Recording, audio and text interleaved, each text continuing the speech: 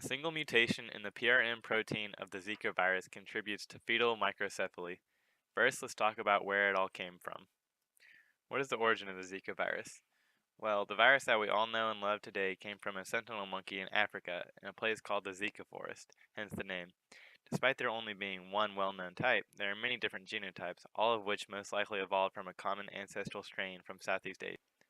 The world experienced major outbreaks in 2007 of this modern Zika virus after a causal link was discovered to brain abnormalities, specifically microcephaly, which is a lack of brain development and size during embryonic growth.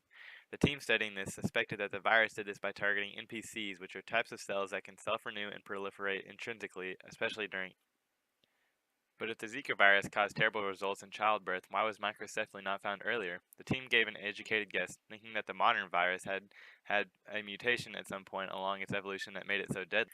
To investigate this claim, the team tested three modern strains, MIQ 2015, VEN 2016, and SAM 2016. They injected these strains into the brains of mice at embryonic day 13.5 and inspected the results at embryonic day 18.5 because these days correspond with human fetal development. They did the same thing with an ancestral strain called CAM 2010. After the 5-day period, it was found that the modern strains had a 100% mortality rate in the mice, while the ancestral strain had only a 16.7% mortality rate. Of course, when examining both modern and ancestral strains for longer, they found that all mice were dead with the modern strain after at least 25 days, and there was an 80% survival rate of those infected with the ancestral strain. When examining the brains of the infected, they also found severe cases of microcephaly with the modern strains, but little to no brain development change with the ancestral strain and a mock strain. So the question still stands, why is this modern strain so deadly? The team took a look into its ancestry, mapping it using amino acids in a maximum likelihood tree to find probability of direction of growth and at what point in time mutations occurred in the ancestral strain. From this, they found increased microcephaly, increased apoptosis or cell death, and increased targeting of NPCs in the modern strains compared to the ancestral strain.